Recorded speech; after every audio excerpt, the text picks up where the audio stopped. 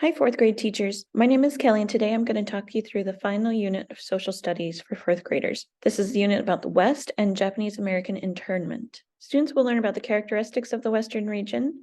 They'll consider what prompted the U.S. government to force Japanese Americans to live in internment camps during World War II, what life was like for those living there, and the actions taken to make reparations for the decision. There's an additional lesson at the end to meet standards 5 and 6 if those have not already occurred during the school year. If you're looking for an additional literacy connection, the book Sylvia and Aki is a great option.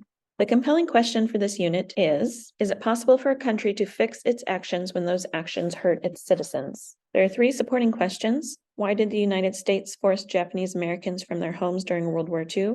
How were kids' lives affected by internment? And how did the United States government try to fix their actions? Begin the unit by learning about the Western region using the region packet or the TrueFlix resource. There's a question packet for students to complete. And again, review the state locations, but don't quiz. There is a great game on online Cetera that can be used to practice the Western region locations. When you're ready to begin the main part of the unit, start off with the intro lesson. Have students complete a WDIS and or a QFT on this image, and then let students know that this image was taken in 1940s in the United States, and that every person in this picture is an American citizen. Then move on and read the introduction to the Prisoners at Home article and discuss what happened to Tim and his family. The rest of this article will be read throughout the other lessons in this unit. Introduce the compelling question and give students a minute or two to write down their initial thoughts. The next lesson begins with supporting question 1.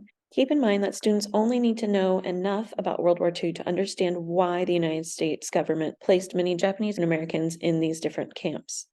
There are a few resources listed, including one from National Geographic Kids that has some great background information.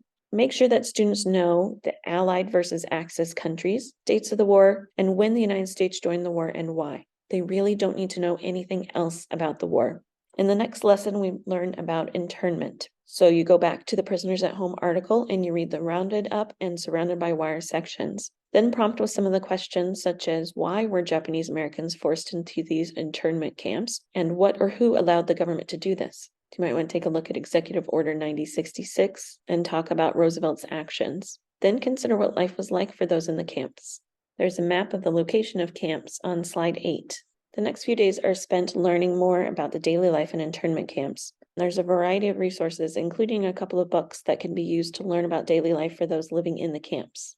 Up next is the Civil Liberties Act of 1988. Read the Returning Home section of the Prisoners at Home article. Talk through when people were allowed to leave the internment camps and why. Consider what life was like after they left the camps.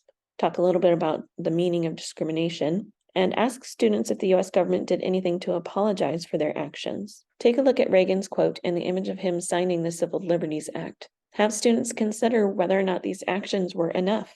If students consider this from different perspectives, such as Japanese Americans, the government, and current connections, such as George Takei, this will help meet Standard 21. There are a few more resources listed if you need any additional ideas.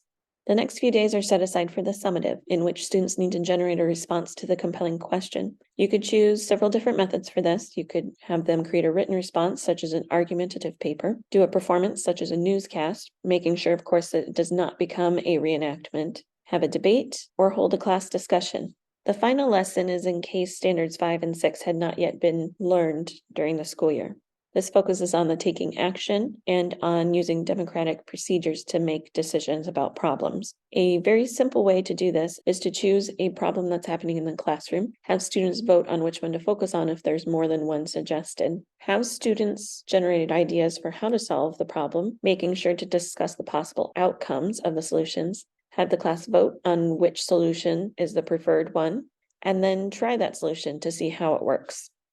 I hope this video was a helpful resource as you prepare to teach the final unit of social studies. Please reach out to your PLC leader, instructional coach, or curriculum facilitator if you have any questions or are in need of any additional support.